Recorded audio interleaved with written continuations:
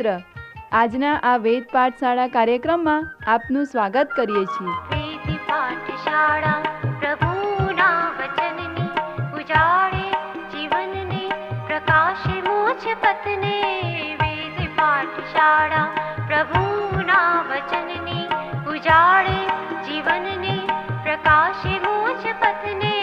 વેદ પાઠશાળા. આ કાર્યક્રમ આપને પવિત્ર પુસ્તક બાઇબલનો પદ્ધતિસર અભ્યાસ કરવા મદદરૂપ બનશે.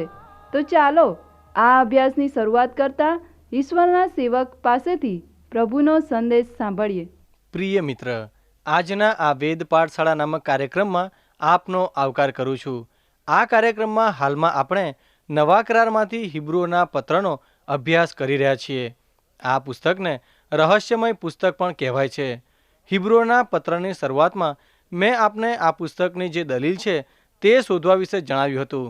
મેં તમને એમ પણ જણાવ્યું હતું કે આ પુસ્તકની દલીલને સમજવા માટે 3 ચાવીરૂપ શબ્દો છે.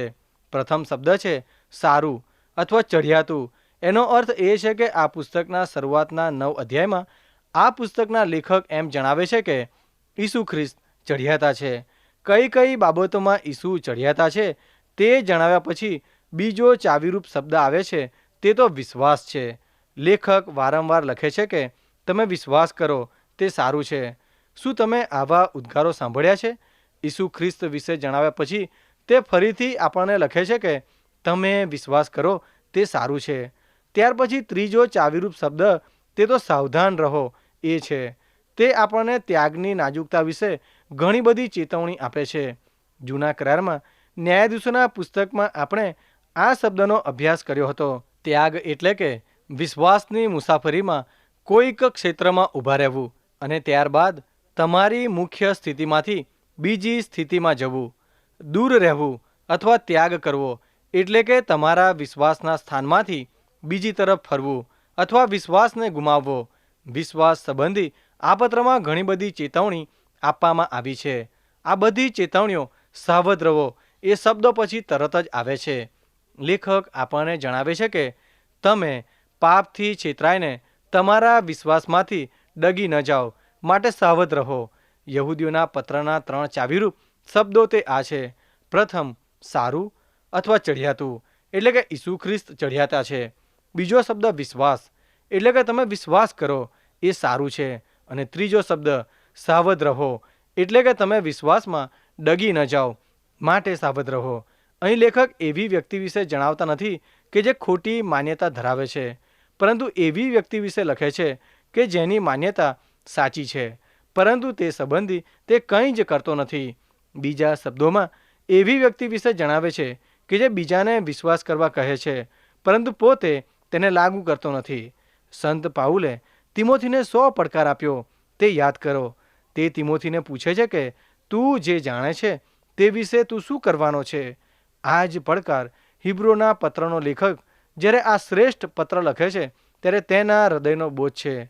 હિબ્રુઓના પત્રનું આ પુસ્તક સલાહ સૂચનો અને ચેતવણીઓથી ભરપૂર છે. આ પુસ્તક ચેતવણીઓની સાથે બીજો એક શબ્દ મૂકેલો છે, તે તો છે રખેને. રખેને આપણે આપણા વિશ્વાસમાંથી અને જે સાંભળ્યું તેમાંથી ડગી જઈએ. રખેને આપણું હૃદય અવિશ્વાસથી ભૂંડું બને. રખેને આપણે પાપથી છેતરાઈને કઠણ બનીએ. રખેને આપણે તારણમાં પ્રવેશવાથી દૂર રહીએ. ઘણી બધી ચેતવણીઓ આપણામાં પ્રભુ ઈસુનું જે કાર્ય છે તેની અને ઘણી બધી ચેતવણીઓ આપણા દ્વારા જે ઈસુનું કાર્ય થનાર છે તેની સાથે સંકળાયેલી છે. કોઈકે એમ કહ્યું છે કે આપણામાં ખ્રિસ્તને રાખીને ખ્રિસ્તમાં જીવન જીવવાની બાબત તેના માટે આપણા સહકાર વિના પણ આપણા દ્વારા કાર્ય કરવાનું શક્ય બનાવે છે. હું માનું છું કે ઈસુ ખ્રિસ્તે એમના શિષ્યો સાથે જે છેલ્લા કલાકો ગાળ્યા તેનું આ સુંદર વર્ણન છે, જેની નોંધ યોહાનની સુવાર્તાના 13મા અધ્યાયથી 16મા અધ્યાયમાં મળે છે. આ પુસ્તકની કેટલીક ચેતવણીઓ આપણામાં ઈસુ ખ્રિસ્તનું જે કાર્ય છે તેની સાથે સંબંધ ધરાવે છે અને કેટલીક ચેતવણીઓ આપણા દ્વારા જે કાર્ય થનાર છે તેની સાથે સંકળાયેલી છે. રખીને આપણે ઈશ્વરની કૃપાથી વિમુખ થઈએ. કેટલીક ચેતવણીઓ આપણને એસાવની માફક માત્ર ભોજન ખાતર આપણા હકો ન વેચવા સાવધ કરે છે. એટલા માટે કે જે અસમર્થ લોકો આપણને અનુસરે છે તેઓ આપણને જોઈને તેઓના માર્ગથી પાછા ફરે. હિબ્રુઓના પત્રના સલાહ સૂચનો આપણે શબ્દોથી જોડાયેલા છે. તે પરથી લેખક આપણને આત્મિક વૃદ્ધિ અને સંપૂર્ણતા તરફ આગળ વધવા સલાહ આપે છે. આ પુસ્તકમાં ભજન કે ભક્તિ સંબંધી પણ સલાહ આપવામાં આવી છે. હિબ્રુઓના પત્રના 10મા અધ્યાયમાં મંડળીમાં ભજન માટે આવવા કેવી તૈયારી કરવી તે વિશે અદ્ભુત સલાહ આપવામાં આવી છે. આ બાબત કેટલાક લોકો કદી પણ વિચારતા નથી, પરંતુ અહીં તેના માટે આખો ફકરો લખવામાં આવ્યો છે. તે જણાવે છે કે તેથી આપણે નિષ્ઠાવાન હૃદય અને સંપૂર્ણ નિશ્ચયથી વિશ્વાસ રાખીને દુષ્ટ અંતઃકરણથી છૂટવા માટે આપણા હૃદયો પર છંટકાવ પામીને તથા નિર્મળ પાણીથી શરીરને ધોઈને ઈશ્વરની પાસે આવીએ. જે આશા આપણે પ્રગટ કરીએ છીએ તેને દ્રઢતાથી વળગી રહીએ, કારણ ઈશ્વર પોતાનું વચન પાળે છે એવો ભરોસો આપણે રાખી શકીએ છીએ. આપણે એકબીજાની કાળજી રાખીએ, મદદ કરીએ અને પ્રેમ દર્શાવીએ તથા સારા કાર્યો કરીએ. કેટલાક કરે છે તેમ આપણે એકત્રિત થવાનું પડતું ન મૂકીએ. એને બદલે જેમ આપણે પ્રભુના દિવસને નજીક આવતો જોઈએ તેમ એકબીજાને વધુને વધુ ઉત્તેજન આપીએ. પ્રિય મિત્ર, કેટલાક લોકો આ બધી બાબતો પૂર્ણ કરવા ચર્ચામાં જાય છે. કેટલાક લોકો તેમના વિશ્વાસની ખાતરી મેળવવા પ્રયત્ન કરે છે અને કેટલાક લોકો ખરા હૃદયથી ઈશ્વરની સંગત મેળવવા જાય છે. તેઓ ઈચ્છે છે કે તેમના દુષ્ટતાને લીધે તેમના હૃદયો પર છંટકાવ પામે અને તેઓ ઈચ્છે છે કે તેઓ પાપોની માફીની અને શુદ્ધ હૃદયની ખાતરી પામે. લેખક જણાવે છે કે આપણે બીજા વિશ્વાસીઓ સાથે એકઠા મળીએ તે પહેલાં આ બધું જ કરીએ. આ મુદ્દા પર તમે કદાચ એમ કહેશો કે તો પછી શા માટે દેવળમાં જવું જોઈએ? મંડળી એ તો આત્મિક શક્તિ મેળવવાનું સ્થળ છે. શું આપણે બધા આ માટે જ મંડળીમાં જતા નથી? તમે એકબીજાને મળવા અને પ્રેમ કરવા અને સારા કાર્યો કરવા ઉત્તેજન આપવા મંડળીમાં જાઓ છો. સંત પાઉલ જણાવે છે કે જ્યારે ભાઈઓ એકત્રિત થાય છે ત્યારે બધી જ બાબતોમાં એકબીજાને ઉત્તેજન આપે છે. મંડળીમાં દરેક વ્યક્તિને કંઈક ને કંઈક આત્મિક કૃપાદાન મળેલ છે, જેથી એકબીજાને ઉત્તેજન મળે છે. આ પત્રનો લેખક પણ જ્યારે ભજન વિશે સલાહ આપે છે ત્યારે સંત પાઉલની સાથે સંમત થાય છે. તે આપણને ભારપૂર્વક ઈશ્વરની સેવા કરવાની સલાહ આપે છે. તે લખે છે કે માર્ગમાંની પ્રત્યેક અવરોધરૂપ બાબતથી અને આપણને વળગી રહેનાર પાપથી આપણે મુક્ત થઈએ અને આપણે માટે નક્કી કરવામાં આવેલી શરતમાં ખંતપૂર્વક દોડીએ. આ સલાહ આપણા દ્વારા ઈશ્વરના કાર્ય સંબંધી છે. પ્રિય મિત્ર, જ્યારે તમે હિબ્રુઓનો પત્ર વાંચો છો ત્યારે આ પુસ્તકની દલીલ તરફ ધ્યાન આપો. જ્યારે તમે આ દલીલને સમજશો ત્યારે તમે આ પુસ્તકના કાર્યક્ષેત્રને પણ સમજી શકશો. હિબ્રુઓના પત્રનું કાર્ય એ છે કે જે વિશ્વાસીઓ દુઃખ વેઠે છે તેઓને ઉત્તેજન આપવું, જેઓ નિરાશ છે અને વિશ્વાસમાં નબળા છે તેઓને સાચું સમર્પણ કરવા ઉત્તેજન આપવું. આ પુસ્તકનું કાર્ય એ પણ છે કે જેઓ એ વિશ્વાસથી સાચું સમર્પણ કર્યું નથી તેઓમાંથી ખોટી ખાતરી કે માન્યતાને દૂર કરવી. જ્યારે તમે આ પુસ્તકની દલીલને અને તેના કાર્યને સમજશો ત્યારે તમે આ પુસ્તકના સંદેશને પણ સમજી શકશો. આ પુસ્તકમાં પ્રેરણાદાયી સંદેશો સમાયેલો છે. તે એ છે કે ઈસુ ખ્રિસ્ત મહાન છે. પ્રથમ બાબત, ઈસુ ખ્રિસ્ત દૂતો કરતાં ચઢિયાતા છે. લેખક આપણને જણાવે છે કે ઈશ્વરે કોઈ દૂતને કદી એમ કહ્યું નથી કે તું મારો દીકરો છે, અને એમ પણ કહ્યું નથી કે તે પિતા સમાન છે.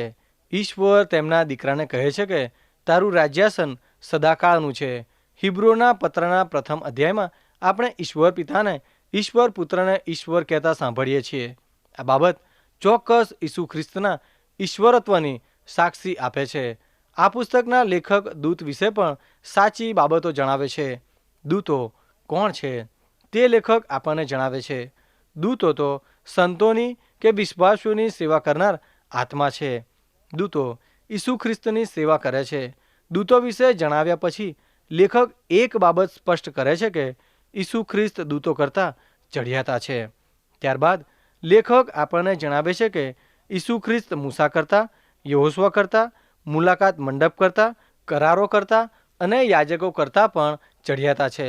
હું માનું છું કે લેખક આ બધી બાબતો સ્પષ્ટ કરે છે, પરંતુ આ દલીલની સાથે બીજા અધ્યાયમાં પ્રવેશતા જ તે ચેતવણી અને ઠપકો આપે છે. અને આ ચેતવણી, ઠપકો કે સલાહની શરૂઆત આ રીતે થાય છે: જે સત્યો આપણે સાંભળ્યા છે તેના પર પૂરતું ધ્યાન આપીએ, રખીને આપણે તેનાથી દૂર ફેંકાઈ જઈએ. જો દૂતોએ આપેલો સંદેશો સત્ય છે તેમ દર્શાવવામાં આવ્યું હતું અને જેઓએ તે માન્યું નહીં અથવા તેનું પાલન કર્યું નહીં તેમને યોગ્ય શિક્ષા કરવામાં આવી, તો ઉદ્ધારની આ મહાન વાતની ઉપેક્ષા કરીને આપણે સી રીતે બચી શકીશું? પ્રથમ પ્રભુએ પોતે આ ઉદ્ધાર પ્રગટ કર્યો અને જેઓએ તે સાંભળ્યું તેઓએ તે સત્ય છે એમ આપણી આગળ સાબિત પણ કર્યું. તે જ સમયે ઈશ્વરે શક્તિશાળી ચિહ્નો, આશ્ચર્યકારક કૃત્યો અને ભિન્ન ભિન્ન પ્રકારના ચમત્કારો દ્વારા તેનું સમર્થન પણ કર્યું. વળી પોતાની ઈચ્છા પ્રમાણે તેઓએ પવિત્ર આત્માની બક્ષિસો પણ આપી. મૂસાનો નિયમ દૂતોની મારફતે આવ્યો, પરંતુ ઈસુ ખ્રિસ્તની સુવાર્તા ઈસુ ખ્રિસ્ત મારફતે જ આવી. જો કોઈ મૂસાના નિયમનું ઉલ્લંઘન કરે તો તેમને પથ્થરે મારી નાખવામાં આવતા. તો ઈસુ ખ્રિસ્ત દ્વારા મહાન ઉદ્ધાર વિશે જણાવવામાં આવ્યું, તેનો નકાર તમે કરો તો કેવી રીતે બચી શકશો? આ વિશે જણાવ્યા પછી લેખક હિબ્રુઓના ઇતિહાસ પર પ્રકાશ પાડતા ચેતવણી આપવાનું ચાલુ રાખે છે.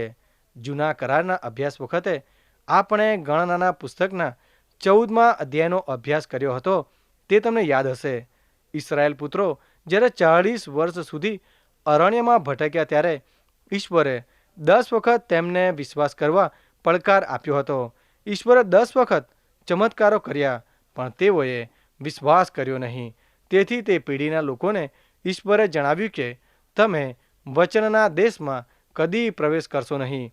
ઈશ્વરે 20 લાખ લોકોની સાથે વાત કરતાં કહ્યું, આ અરણ્યમાં તમારો નાશ થશે, કારણ કે તમે મારા પર વિશ્વાસ કર્યો નથી. તમારામાંથી ફક્ત 2 જ માણસો એટલે કે યહોશુઆ અને કાલેબ જ વચનના પ્રદેશમાં પ્રવેશ કરશે, કારણ કે તેઓએ મારા પર વિશ્વાસ કર્યો છે. બાકીનાએ મારા પર વિશ્વાસ કર્યો નથી, માટે તેઓ અરણ્યમાં માર્યા જ જશે. મિત્ર, મેં તમને જણાવ્યું હતું કે ગણનાનો 14મો અધ્યાય બાઇબલમાં સૌથી ભયાનક અધ્યાય છે. મિત્ર, લેખક એમ પણ જણાવે છે કે તમારામાંનો કોઈ પાપથી છેતરાઈ ન જાય અને હઠીલો ન બને. માટે જ્યાં સુધી પવિત્ર શાસ્ત્રમાં લખાયેલ આજનો દિવસ આપણને સંબંધિત છે ત્યાં સુધી દરરોજ તમારે એકબીજાને મદદ કરવી.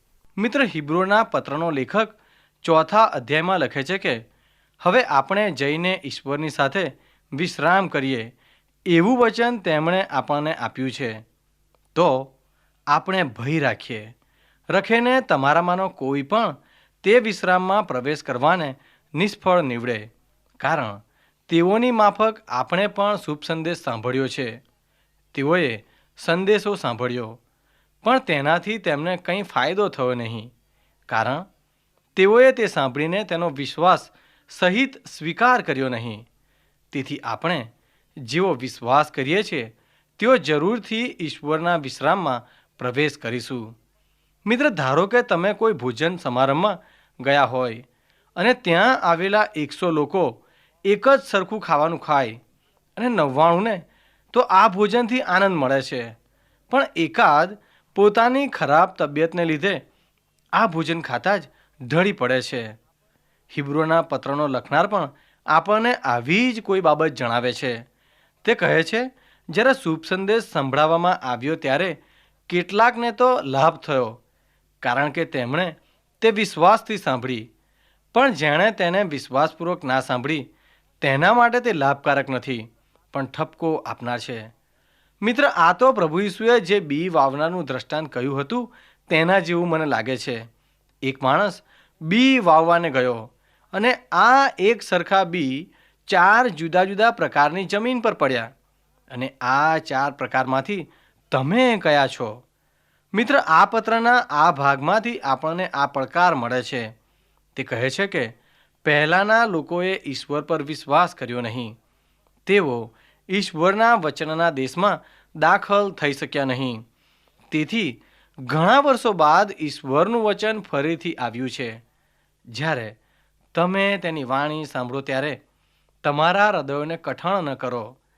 આ લેખક એવા યહૂદીઓને લખી રહ્યો છે જેઓ સતાવણીને લીધે વિશ્વાસમાં નબળા પડી ગયા છે. તે કહે છે, જો આજે તમે ઈશ્વરની વાણી સાંભળો તો હઠીલા ના બનશો. ઈશ્વરની વાણી સાંભળો ત્યારે હઠીલા ન બનશો. તમે જે જાણો છો તે વિશે શું કરો છો? એ તો વિશ્વાસનો બહુ મોટો પડકાર છે. મિત્ર, ત્યારબાદ લેખક ઈશ્વરના વચન વિશે બહુ સુંદર વાત જણાવે છે. ઈશ્વરનું વચન જીવંત અને સમર્થ છે. બેધારી તલવાર કરતાં પણ તે વધુ તીક્ષ્ણ છે. જ્યાં જીવ અને આત્મા મળે છે, જ્યાં સાંધા અને મજ્જા એકઠા થાય છે, ત્યાં ઊંડે સુધી તે ઉતરી જાય છે. તે મનુષ્યના હૃદયની ઈચ્છાઓ તથા વિચારોની પારખ કરે છે. ઈશ્વરથી છુપાવી શકાય એવી કોઈ જ બાબત નથી. તેમની સમક્ષ સૃષ્ટિની દરેક વસ્તુ ખુલ્લી તથા ઉઘાડી છે અને તેઓ સમક્ષ આપણે બધાએ આપણો પોતાનો હિસાબ આપવો પડશે. પ્રિય મિત્ર, ઈશ્વરનું વચન મનુષ્ય જીવનને માટે શું છે અને શું કરી શકે છે તેનું આ અદ્ભુત વર્ણન છે. ઈશ્વર પોતાના વચન મારફતે આપણી સાથે વાતચીત કરે છે. જૂના કરારમાં ઉત્પત્તિના 3 અધ્યાયમાં લખ્યું છે કે યહોવા દેવની વાણી વાડીમાં હાલતી હતી. યોહાનની સુવાર્તાના 1 અધ્યાયમાં ઈશ્વરનો શબ્દ માનવ બન્યો. ત્યારબાદ આપણી પાસે લેખિત સ્વરૂપમાં અને જીવિત રૂપમાં ઈશ્વરનું વચન છે. આજે આપણે ઈશ્વરના જીવંત વચન આ લખાયેલા શબ્દોમાં સાંભળીએ છીએ. હિબ્રુના પત્રમાં ઘણા અદ્ભુત ફકરાઓ છે. ઘણી આત્મિક બાબતો છે જે તમારા જીવન પર અસર પાડશે. દાખલા તરીકે 5મા અધ્યાયમાં લેખક એક વિષય પર વાત કરે છે જે સમજાવવા ઘણો અઘરો છે અથવા તો સમજવામાં પણ ઘણું અઘરો લાગે છે. તે કહેવા માગે છે કે ઈસુ ખ્રિસ્ત એ બીજા બધા યાજકો કરતાં શ્રેષ્ઠ છે અને તે લખે છે પ્રભુ ઈસુ એ તો લેવી કે હારૂન જેવો નહીં પણ મેલખી સેદેક જેવો યાજક છે. તે કહે છે આ સમયે હું તમને મેલખી સદેક વિશે વધુ જણાવવા માગું છું પણ હું તેમ કરી શકતો નથી. તમે સમજવામાં નબળા છો. ત્યારબાદ તે તેઓને નબળા વિદ્યાર્થીઓ હોવા બદલ ઠપકો આપે છે. જોકે પછીથી તે મલખી સદેક વિશે સમજણ આપે છે. પણ પહેલાં તે લખે છે આ બાબત સંબંધી અમારે ઘણું કહેવાનું છે પરંતુ સમજવામાં તમે એટલા બધા નબળા છો કે તમને તે સમજવું ઘણું અઘરું છે.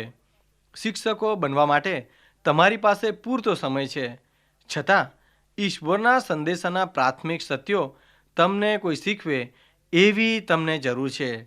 ભારે ખોરાક ખાવાને બદલે તમારે હજુ પણ દૂધ પીવું પડે છે. જો કોઈને હજુ દૂધ પીવું પડતું હોય તો તે હજુ સુધી બાળક છે અને સાચી બાબત તથા ખોટી બાબત શું છે તે પારખવામાં તે નિષ્ણાત નથી. જ્યારે બીજી તરફ ભારે ખોરાક પરિપક્વતા એ પહોંચેલા લોકો માટે છે.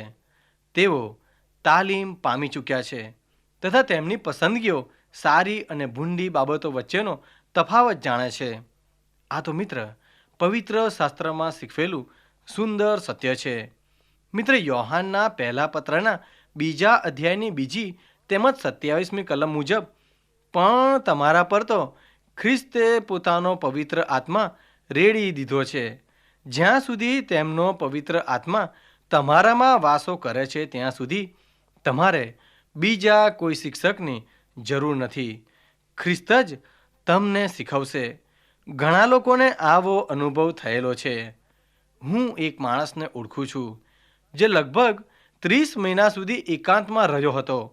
તમે તેને બાઇબલમાંથી કોઈ પણ જગ્યાએથી કંઈ પણ પૂછો તો એ માત્ર તમને એ અધ્યાય જ નહીં પણ એની આગળ પાછળના અધ્યાયો પણ જણાવશે. તેનું બાઇબલનું જ્ઞાન એટલું બધું હતું મિત્ર. તે કદી બાઇબલ શાળામાં ગયો નહોતો પણ દરરોજના 18 કલાક બાઇબલ વાંચવામાં કાઢતો હતો.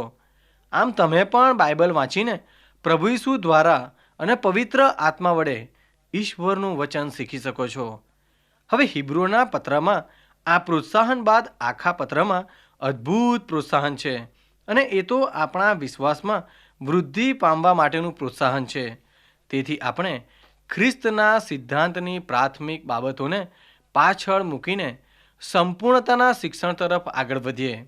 નકામા કાર્યોથી પાછા ફરવું અને ઈશ્વરમાં વિશ્વાસ કરવો, બાપ્તિસ્મા સંબંધીનું શિક્ષણ તથા અર્પણની ક્રિયા, મુએલાઓનું સજીવન કરાવવું અને સાર્વકાલિક ન્યાય, આવા પ્રાથમિક સત્યોના પાયા આપણે ફેરવી ન નાખીએ પણ આગળ વધીએ.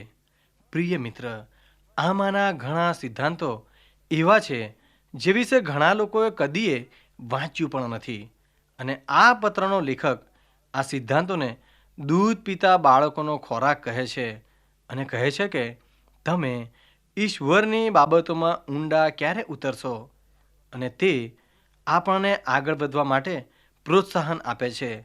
આ ફકરો એ તો આ આખા પત્રનો સૌથી અઘરામાં અઘરો ફકરો છે. ઘણા લોકો જ્યારે તે વાંચે છે ત્યારે તેમને ઘણા પ્રશ્નો થાય છે. એમાંનો એક આ ફકરો છે. જેઓ વિશ્વાસી જીવનમાં પાછા પડી ગયા છે તેઓને કઈ રીતે ફરી પાપમાંથી પાછા ફેરવી શકાય. તેઓ તો કોઈ એકવાર ઈશ્વરના પ્રકાશમાં હતા, અથવા તો તેઓ એકવાર ઈશ્વરના પ્રકાશમાં હતા. તેઓએ સ્વર્ગીય બક્ષિસો ચાખી, પણ તેઓ પવિત્ર આત્માના ભાગીદાર પણ થયા.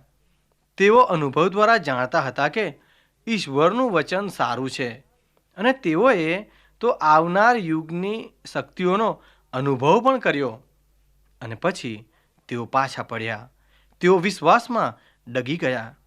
તેઓને તો પાપથી પાછા ફેરવવા એ અશક્ય જ છે, કારણ તેઓ ઈશ્વરના પુત્રને ફરી એકવાર વધસ્તંભ પર જડે છે અને તેમને જાહેર નિંદા માટે ખુલ્લા કરે છે.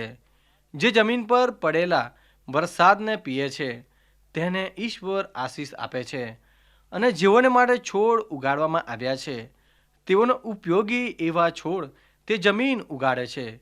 પરંતુ જો તે જમીન કાંટાઓ અને ઝાખરાઓ ઉગાડે તો તે બિન ઉપયોગી છે. પ્રિય મિત્ર, ઈશ્વર દ્વારા શાપ આપવામાં આવે તેવો ભય તેને માથે છે અને તે જમીનનો અગ્નિ દ્વારા નાશ કરવામાં આવશે. પરંતુ વાલા મિત્ર, જો કે અમે આમ કહીએ છતાં પણ તમારા સંબંધી અમને ખાતરી છે. અમે જાણીએ છીએ કે તમારા ઉદ્ધાર સાથે સંબંધિત એવા સારા કૃપાદાનો તમારી પાસે છે. ઈશ્વર અન્યાયી નથી. તમે જે કાર્યો કર્યા અથવા તમારા સાથી વિશ્વાસીઓને જે મદદ તમે કરી અને હજુ પણ કરી રહ્યા છો, તે દ્વારા જે પ્રેમ ઈશ્વર તરફ તમે બતાવ્યો તે તેઓ ભૂલી જશે નહીં. અમારી મહાન આશા તો એ છે કે તમે બધા તમારી આતુરતા અંત સુધી ટકાવી રાખો, કે જેથી જે બાબતોની તમે આશા રાખો છો તે સત્યમાં પરિણમે. તમે આળસુ બનો એમ અમે ઈચ્છતા નથી, પરંતુ જેઓ વિશ્વાસ કરે છે અને ધીરજ રાખે છે તેઓના જેવા થાવ, અને તેમ કરીને ઈશ્વરે જે વચનો આપ્યા છે તે પાળો, એવી અમારી ઈચ્છા છે. પ્રિય મિત્ર, આ ફકરો સમજવામાં ઘણો અઘરો છે. ઘણા એવું માને છે કે આ ફકરો આપણને શીખવે છે તમે તમારું તારણ ગુમાવી શકો છો. આથી પ્રશ્ન એ થાય કે એકવાર ઉદ્ધાર પામ્યા પછી શું તારણ ગુમાવી શકાય? ઘણા એમ માને છે કે એકવાર ઉદ્ધાર પામ્યા એટલે એ હંમેશનો ઉદ્ધાર છે, જ્યારે ઘણા કહે છે ના ના, એવું નથી. આજે તારણ પામીને આવતીકાલે એ ગુમાવી પણ શકીએ. અને 20 સદીઓથી આ પ્રશ્નની ચર્ચા થતી આવી છે. ઘણા એવો પ્રશ્ન કરે છે કે શું એ જરૂરી છે કે તમે ઈશ્વરને પકડી લીધા છે કે પછી ઈશ્વરે તમને પકડી લીધા છે? મારા મતે એ તો ઈશ્વર જ છે કે જેણે આપણને પકડી લીધા છે, જેણે આપણને પસંદ કર્યા છે. અને તેથી આ ચર્ચા પાયા વગરની છે. તો પછી આ ફકરાનો શું અર્થ છે? જો કે આ પ્રશ્નનો ઉકેલ પણ આ જ ફકરામાં મળી આવે છે. પ્રિય મિત્ર, આ વિશે વિચાર કરશો. ફરી મળીએ ત્યાં સુધી મને રજા આપશો. પ્રિય શ્રોતા મિત્રો, અમને ખાતરી છે કે આજનો આ કાર્યક્રમ આપને રસપ્રદ લાગ્યો હશે. જો આ કાર્યક્રમ આપ નિયમિત રીતે સાંભળશો તો તમારા અંગત જીવનને માટે તે ખૂબ જ લાભદાયી બનશે. જો આપને આ અંગે કોઈ પ્રશ્ન કે મૂંઝવણ હોય અથવા આપ આ કાર્યક્રમને લગતું સાહિત્ય પ્રાપ્ત કરવા માંગતા હોય તો આજે જ તમારા પૂરેપૂરા નામ સરનામા સાથે અમને પત્ર લખશો.